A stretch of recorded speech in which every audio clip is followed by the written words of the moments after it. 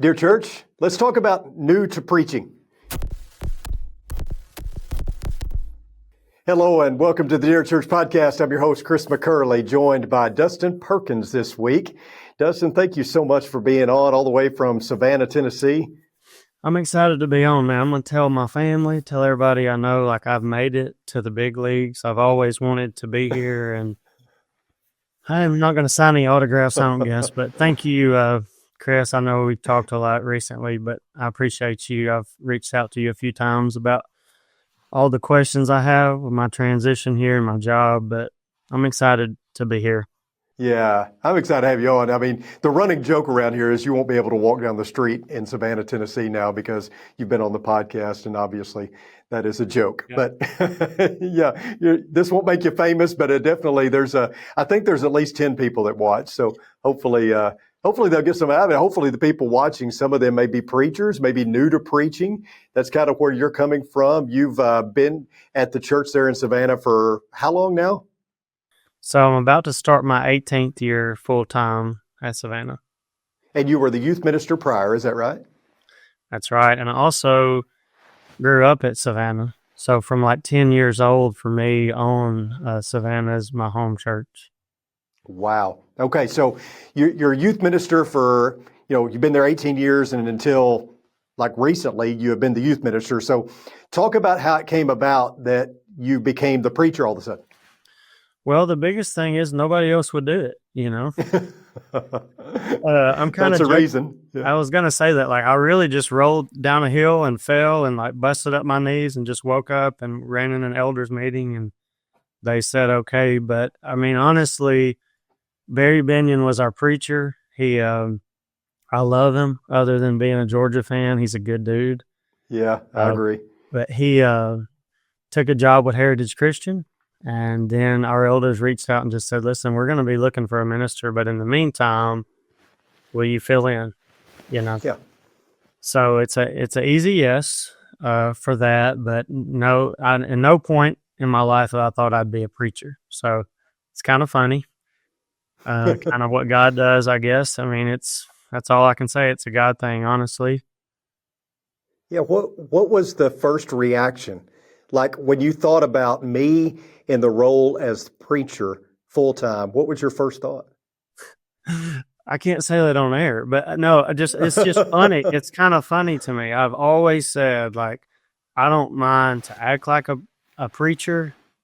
I definitely don't want to look like a preacher. I'm a middle school basketball coach. I'm a substitute teacher. I'm a part-time fishing guide on Pickwick Lake, and I'm kind of a goofball as well, and I've just still when people say it, like, I want to introduce you to the preacher, I'm just kind of looking around at who they're talking about, and I think It's me. What is... hopefully I answered that. No, you did. Talk a little bit about the transition so far. What has been the biggest surprise to you as far as moving from youth ministry into this role? Your same church, so a lot of things probably are similar, but what has been the biggest adjustment maybe for you? Well, it's so hard to say, Chris, because we haven't filled my position, so I'm sort of double dipping a little bit, so it's hard to completely answer that, but I don't know. I mean, one of the trickiest things for me is just sort of getting past some of my insecurities as the way I view myself. I feel like Moses. I preached on Jonah. Like, I'm trying to figure this out, I don't know if I'm answering these questions, but I'll keep rolling. But maybe reframe that. I don't know. Well, I think, one of the first things for me when I got into preaching full time was content and material. How do you come up with all this material week in and week out? I felt like 2 months in, I'd preached everything I knew, Okay. Challenges like that. What has been the most difficult thing for you? I've heard this said a lot. A lot of people say preachers only work on Sunday. That's not true. Yeah. But a lot of people I've heard this say, Sunday comes, it keeps coming. Sunday comes around every week. And so it's been overwhelming for me to look at Sunday, then look at Sunday night. And so just trying to work on those things. That I think one of the most difficult things for me being new, like in the past when I would speak, I would have a month to think about it. And now Yeah. I'll lay out a sermon, and when I get midway, I'm like, this isn't a sermon. This is 8 sermons. And so that's what I mean. I've got so much. They call me squirrel boy a little bit, which is okay, but I mean, just the way my mind works, like trying to get in series. I've tried to ask a lot of questions, but I think every week trying to come up and not say the same thing, get in that rut, probably my answer. Yeah. What has it been like with your family, your spouse? I mean, how's she reacted to all this? Is she all in on this? And you said you never wanted to be a preacher. I don't know. Sometimes I hear wives say, "I never wanted to be a preacher's wife."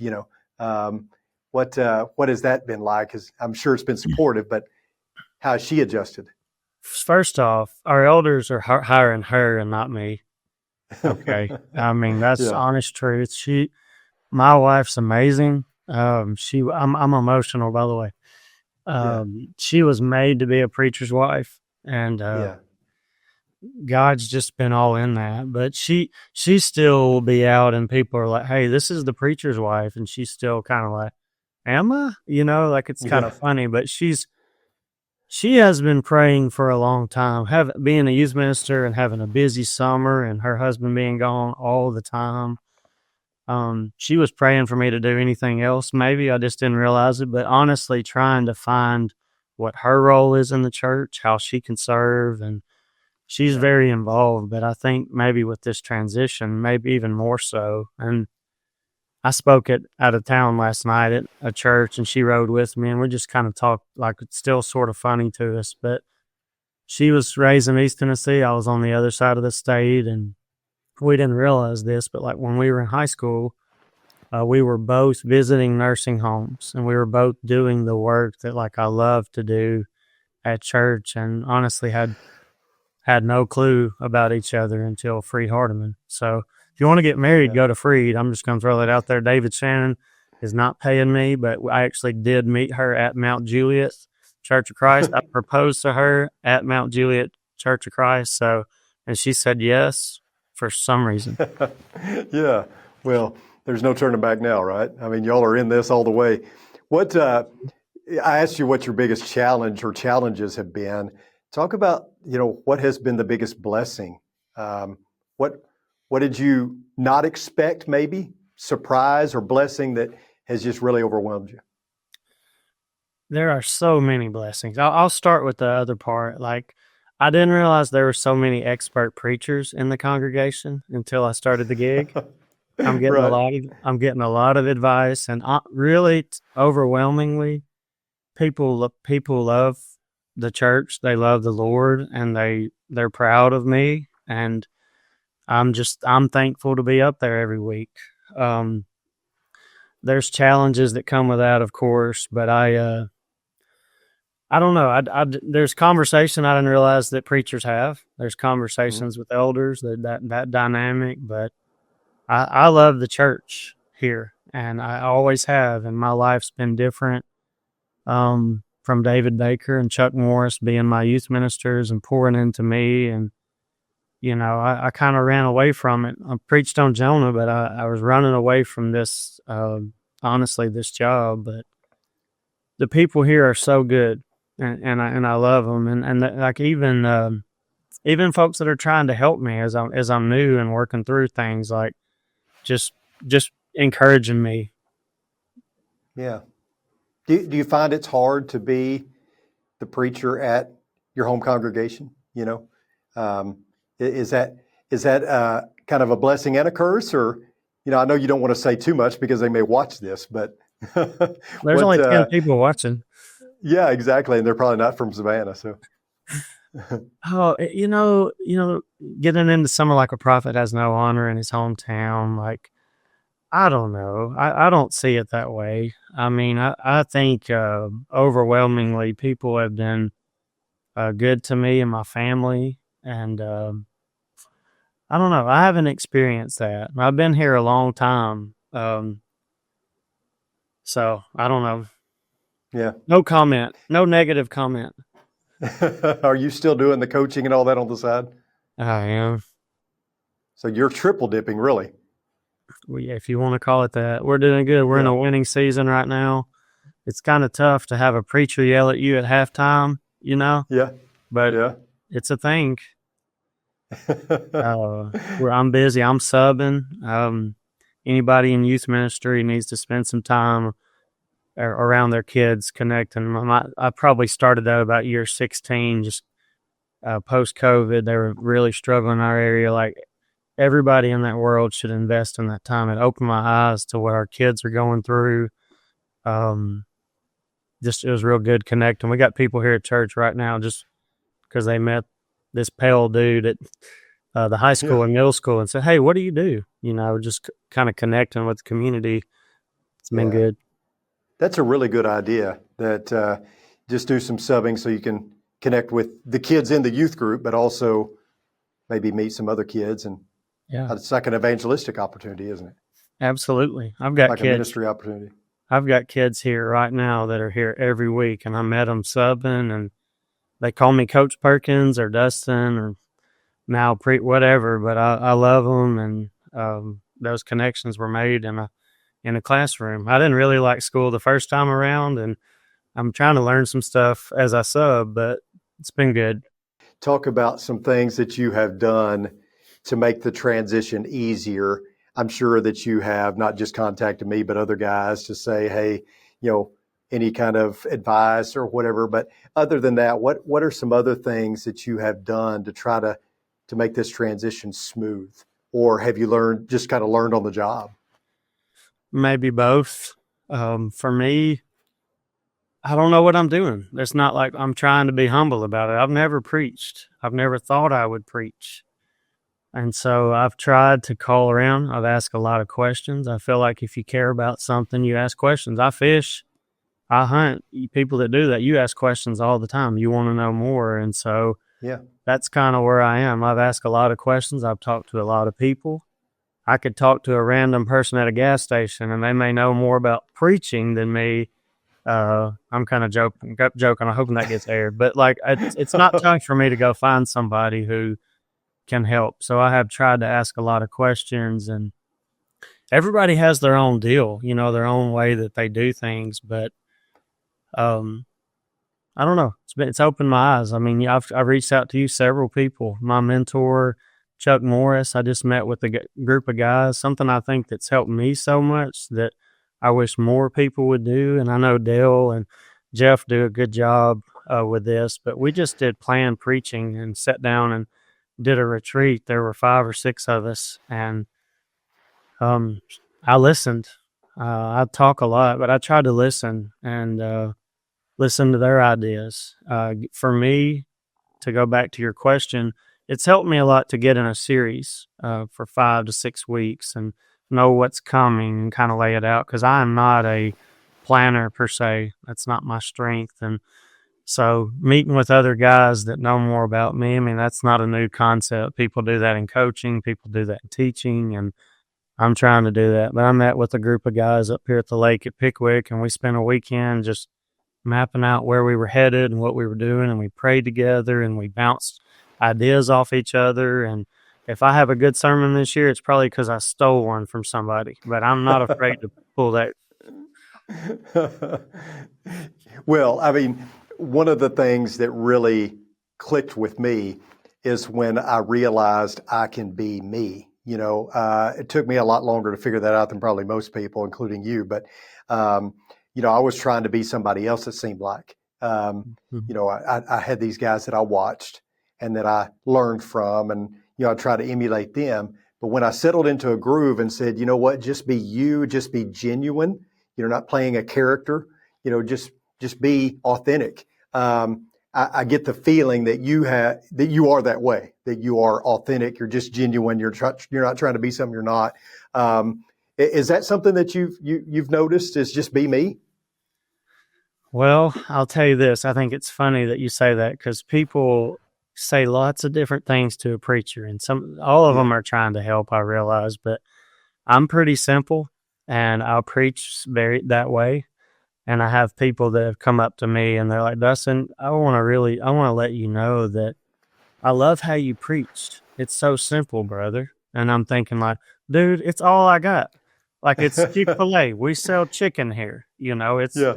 I'm not saying it's the Lord's chicken, but you know what I mean? Like I'm, I think overwhelmingly, even deacons here, a lot of people have known me for a long time, and there's lots of advice, and I know there's ways that I need to grow, but I think more than anything, people who know me and love me have really said something like this: Dustin, don't quit being who you are.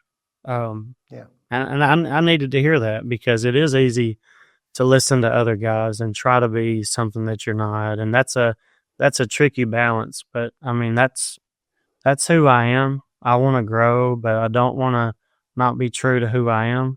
So Yeah. You and I are similar in that this is, my second profession. I was a high school basketball coach as well. There were so many similarities between coaching and preaching.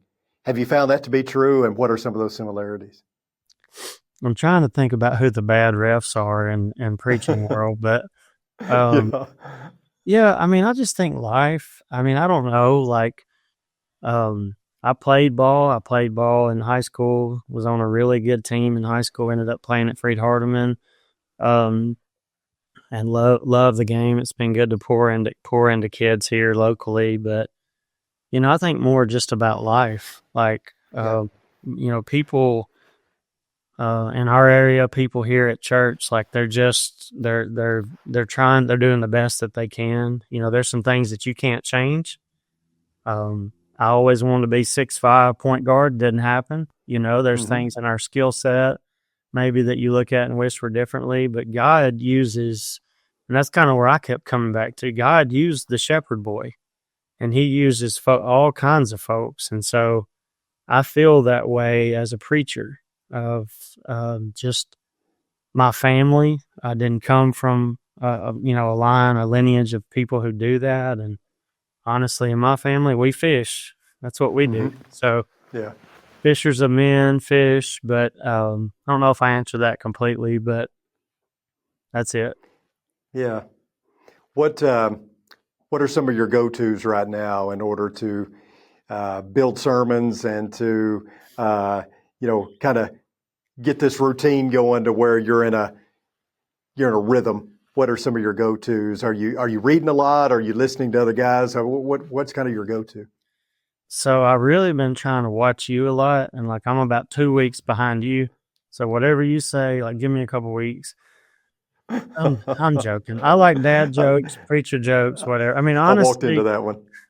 well, I do listen to a few folks. I've asked a lot of people that I think a lot of that are preachers. I've asked them, hey, tell me what you do. I asked that Yeah. question a lot, and I kept getting a different answer from everyone.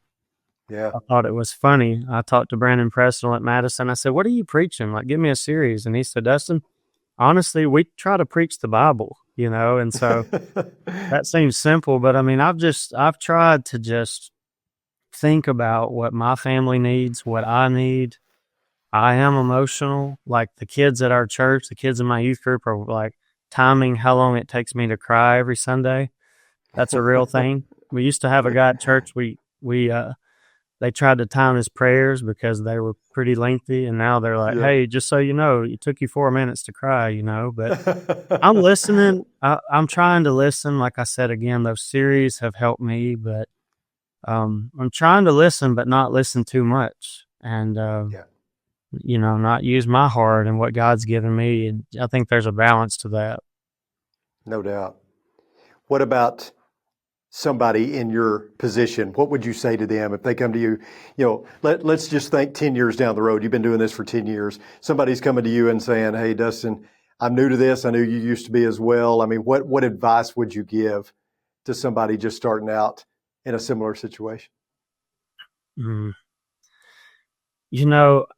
I think if they were transitioning from youth ministry, I would say, like, if you're going to be a youth minister, if you're going to do ministry and just in general, you need to love God.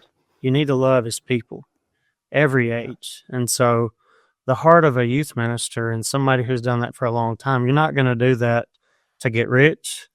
You're not going to do that for some kind of clout. You're going to, I don't know about you guys if you've been to camp, but I hadn't seen a Tempur-Pedic mattress yet. Okay. Yeah. Like, you better love kids. And I always have. And I think my advice, you already said it, is just be yourself. I heard this several years ago. Jerry Barber said it, but I think this is important, and there's a balance to all this. But I think it's something I need to hear right now is like, listen to your critics. Yeah. And what I mean by that is like, don't dwell on it, but like the people who love you, that are trying to help you, be a good listener. And I'm already trying to work through that. Like, it's easy. You can get frustrated and you can get down, but like the people that most of the time are talking to the preacher, they're your brothers or sisters in Christ, and they love you and they're trying to help you. And so I think that'd be my advice. But I'm just getting started. I'm a substitute teacher, so don't listen to me. Okay. Well, I think I think we've learned a lot today from a perspective of someone who is just starting out and who's, like you said, never dreamed that you'd be in this position. It's just refreshing to hear someone kind of tackling this and what they're learning and how they're kind of training on the job. And kudos to your elders and your members for being so loving and patient and kind and giving you this opportunity and supporting you for that. We know the Savannah Church to be a great church anyway, but that's so awesome. So that's a testament to them as well. And I just appreciate you being on and sharing your heart with us. Yeah. Thank you, man. Anytime Absolutely. you need bad advice, you have me on here. Okay. Yeah, we'll do an episode where just bad advice. We'll have you on here. Hey, I want to let our listeners and our viewers know that if you have a question about today's episode, you can email me at chris.mccurley@rippleoflight.com. If you have a specific question about today's episode and you would like to ask Dustin a question, we'll forward that on to him, and I'm sure he'd be willing to answer any question that you might have and give you some bad advice. Right, Dustin? That's right. Yeah. Hey, thank you. Thank you so much. I appreciate you, yo. Absolutely. And thank everyone for tuning in. Until next time, may the Lord bless you and keep you. Sincerely, Chris.